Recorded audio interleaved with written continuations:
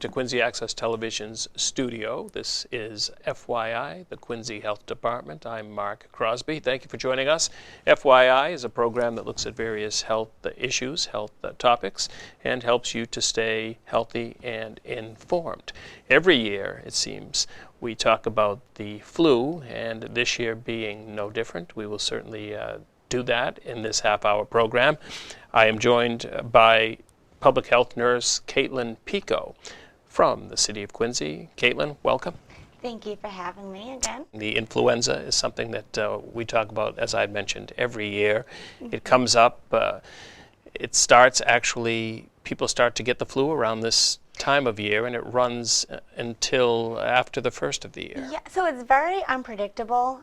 Each season's different. So it starts normally around October, November, and then you can see it all the way into May. So it depends on the season, but we are approaching it. We will talk about things that folks can do to try to avoid even getting the flu, so Yes. that is always best. And then, unfortunately, if you do get the flu, there are things that you can do to feel better while you have the flu. Yes. So to start out, before we even do the overview, I just wanted to go over some of the facts of the flu. I know viewers have gone over this for their entire life, so a lot of people know a lot about the flu, but I just want to clarify some symptoms and facts about it.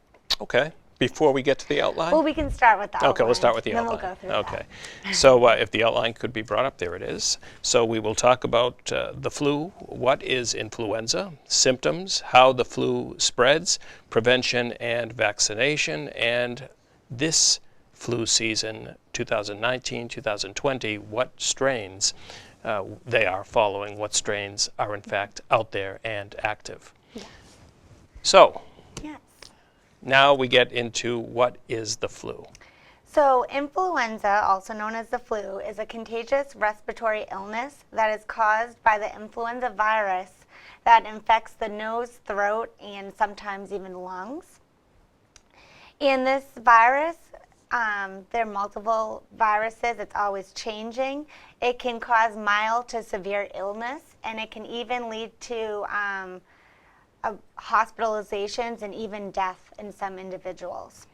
Often you'll hear folks say, I have the flu, but in fact sometimes they don't. It's just a bad cold. So there is something that differs from, let's say, the common cold and the flu. And we will look at symptoms in just a moment, Yes. and folks will see through the list of symptoms what in fact constitutes having the flu. Yes. When we go through symptoms, a lot of them are very similar to a cold.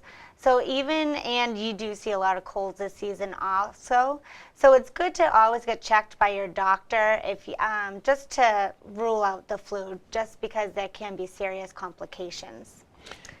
And then two other things I just wanted to add is that there are two types of influenza viruses, type A and type B, and both are responsible for the seasonal flu epidemic each year.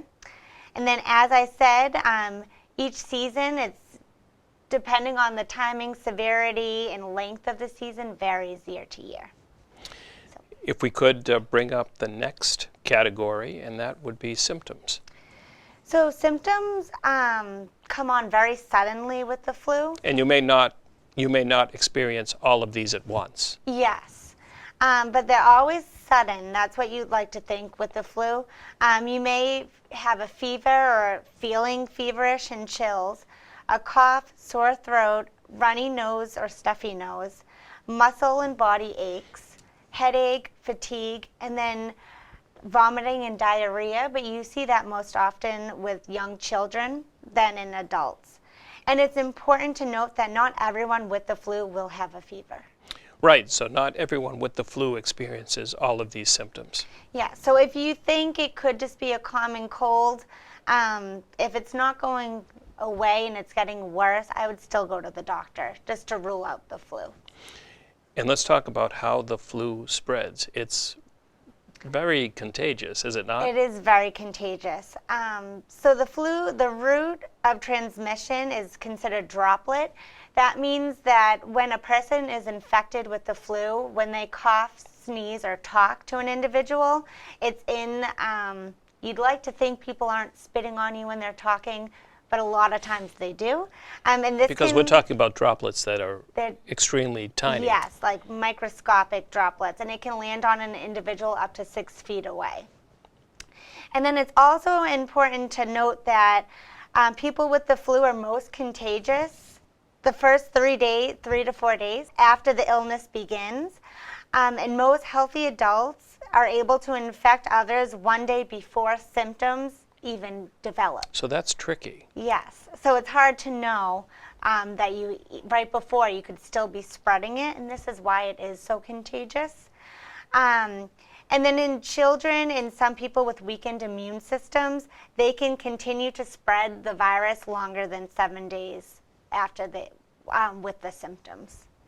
And let's talk about the virus as far as how long it lives on objects.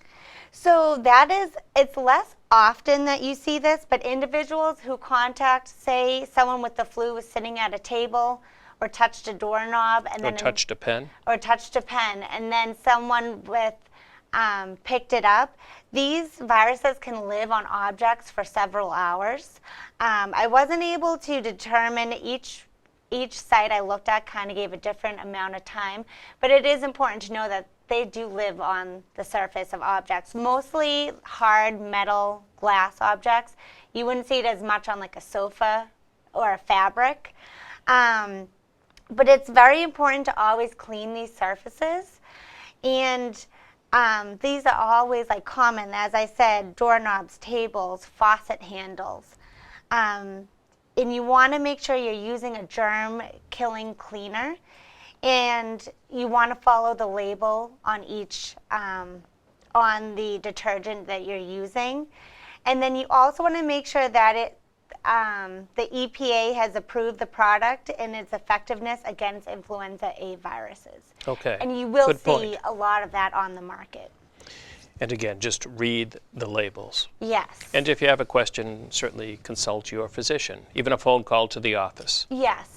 Even a phone call to the health department, too. We would be able to help you with that. Good point. And with that said, if you could, at this point in the program, give out the number to the Quincy Health Department. Yes. So my direct phone number is 617-376-1286. Great. Let's look now at prevention, because if we can prevent the flu, then we're ahead of the game. Yes. So the CDC recommends an annual flu shot. And this is the first and most important way to protect yourself from getting the flu because of its potentially serious complications. Before we move on from that, though, and we're talking about the shot will only last so long, correct? Yes, so they recommend an annual shot because the virus is always adapting and changing. So the flu shot you got last year your immunity would not last until this year. And the viruses seen this year could adapt and change. I remember, I don't know if it was this year specifically, but advertisements from pharmacies for folks to get the flu shot in August. Now that's a bit too early, no? Yeah, so the CDC recommends that you get the flu shot by October. So if people have not received their flu vaccine by now, they should go get it right away. And that will cover them for the flu season. Yes, this is because it takes up to 2 weeks for your body to build immunity against the virus. And we are about to enter the season, obviously.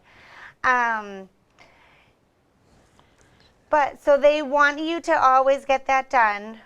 And then avoid close contact, And avoid close contact. which is tough, I suppose, during the holiday season because there's a lot of parties, a lot of gatherings. In a lot of crowds, yes. Right. Um, But as much as you can avoid it, avoid that. We're not telling people not to go to parties. Just be aware of the flu being out there. yes, so they want you to avoid close contacts that may appear sick or symptomatic. And then if you yourself are sick, it's very considerate to stay home because then you are also infecting everyone around you. Right, so don't be the hero that has to go to work. Yes, and you don't know other people's immune system. if you went to your work and someone else was sick that had some sort of disorder where their immune system wasn't as strong, they could get sick very easily. Oh, good point. Okay. And then also very common, we teach young children this, when you cough or sneeze, cover it with your elbow. And then you also want to clean your hands with soap and water regularly. This because a lot of times if you're touching a surface, a lot of people tend to rub their eyes or even touch their lips, and you're able to spread the virus that way. That's how it gets into your system. So hand washing is very important. Okay, so let's say that we're not close by soap and water. Hand sanitizers, what do they do and how effective are they? So hand sanitizers are a good alternative if there is no available soap and running water. So they do not kill the germ virus, but they are advertised that they do help with stop the flu, and that's because it dries out your hands and the virus is less likely to stick to your hands when they're dry. Practice good health habits. What would they be? So good health habits, this is what we always preach on every show. You want to keep a good balanced diet, get adequate rest, and exercise to keep your body good and strong.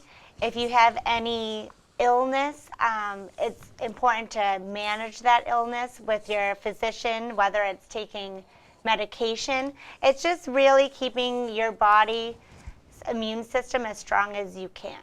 Right, so avoid pulling all-nighters, I suppose, anything that might lower your immune system's ability to fight infections. Because if you're not sleeping regularly, your immune system will end up breaking down. So that's, especially this season, it's very good to make sure your immune system's as strong as it can be to help against these viruses. And I don't think a lot of people realize how important getting a good night's sleep is, but it's during that time that your body is able to rest and build itself up. Yes, and recover from the day.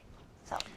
We're now going to look at this flu season and specifics to this year. You had mentioned that the strains last year are not necessarily the same ones as this year. Yes. So each year the flu vaccines are updated to better match the viruses that are circulating in the U.S. It's important to know that you cannot determine how well these are going to be working just because it's hard to be exact. And also how well the vaccine works for an individual depends on their own health also.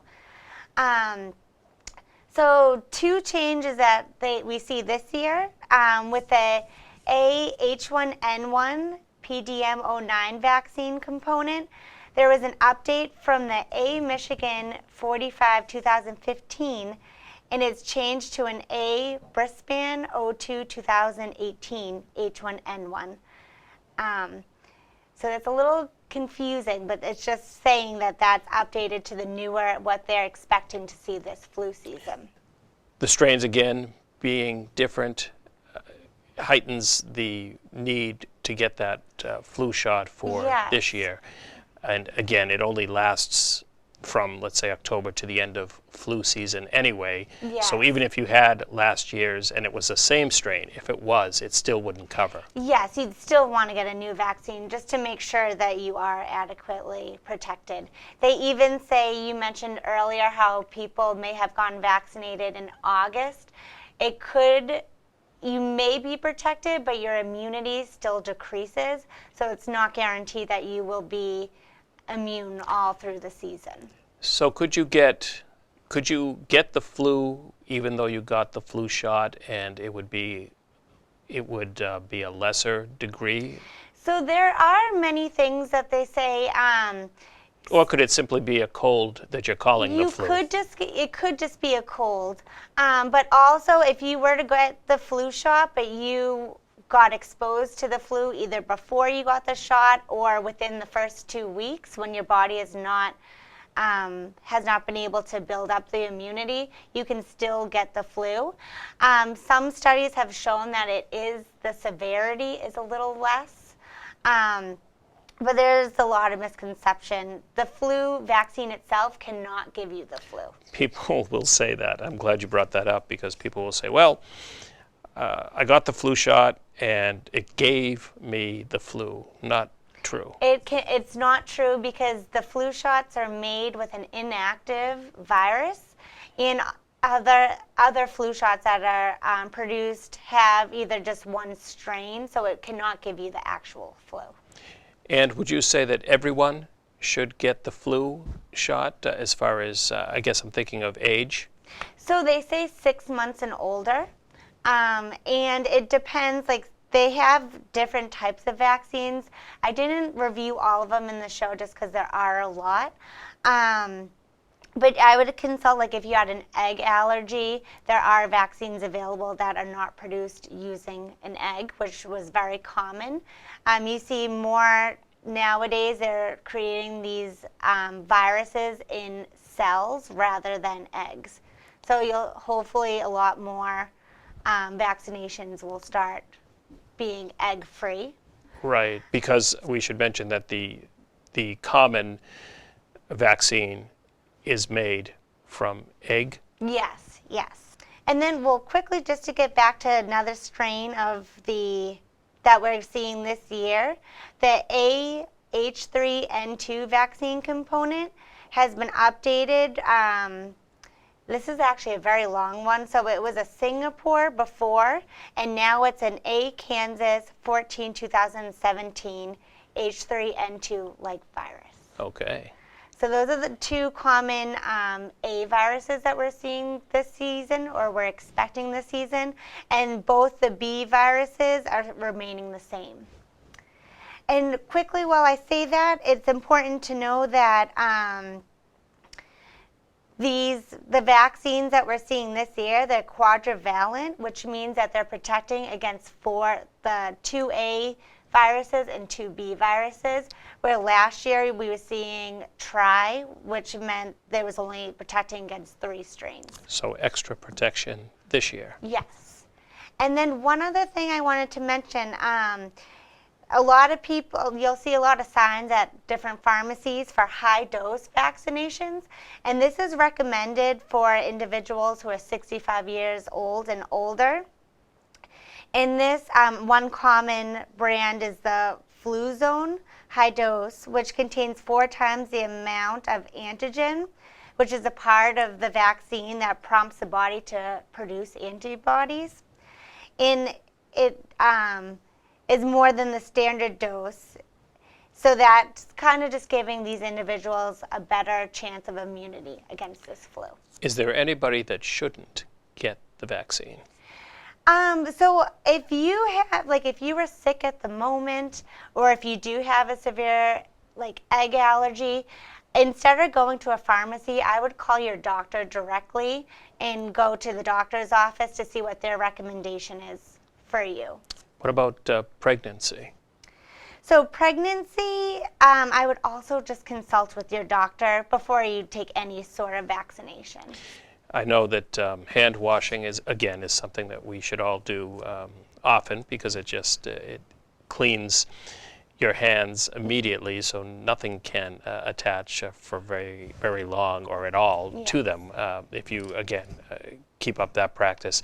But I do want to talk about the length of time that folks should be washing their hands. I mean, you just don't put soap, run a little water, and you're done, right? There's a length of time that you should be washing your hands. Yeah, so actually we just did a teaching with elementary school kids over this. You want to really lather your hands, and it's important to know a lot of people will just put soap and be done with it. Right. You want to get your full hands under the nails if you even can. And what we tell young kids is you want to do this sing happy birthday in your head twice. So you want to do it for a long time. It's not just a quick rinse and you're done, because viruses can still be left on your hands. And also a good point, and also I was going to have you sing happy birthday, but okay, maybe next time. But again, if you're not close by water and soap to carry that hand sanitizer will help. It will help, yes. And that's, since it's drying out your hands and the viruses don't stick, that's why they're able to say that they are helping against preventing the flu. Well, I want to thank you as we close this program. I do want to bring up information again to the City of Quincy Health Department. Should they have any information, they just would like maybe more information on this topic, or they have a topic that maybe you and I haven't discussed that they would like to see on TV, because certainly we get our material from viewers as well. Yes, we'd really like to reach out and give people what they want to see, information that they're curious about. So my direct phone number, again, is 617-376-1286. And you could also email me at kpico@quincyma.gov. That is also available on the Health Department website. And I also just, what I forgot to leave out, these flu vaccines are available at doctor's offices and pharmacies. And if you have any question, unfortunately the Quincy Health Department no longer is funded to give flu vaccines. And that's across the state. That's, well, different towns do it. Oh, is it based on towns? Yes. Okay. For unfortunately, Quincy no longer does it. I see. But if you need any help locating a place by you that vaccinates, you can give me a call also, and I'll be able to research a close pharmacy or office that you could go to. Great. And I'm sorry, once again, that phone number? It's 617-376-1286. Great. Well, thank you for coming in and talking about the flu this year, this flu season. We will have you back in on a different day with a different topic. Of course. Thanks. Thank you. And thank you at home for watching. You have been watching a cooperative program of Quincy Access Television and the City of Quincy Health Department. Please continue to watch Quincy Access Television for more locally produced programming.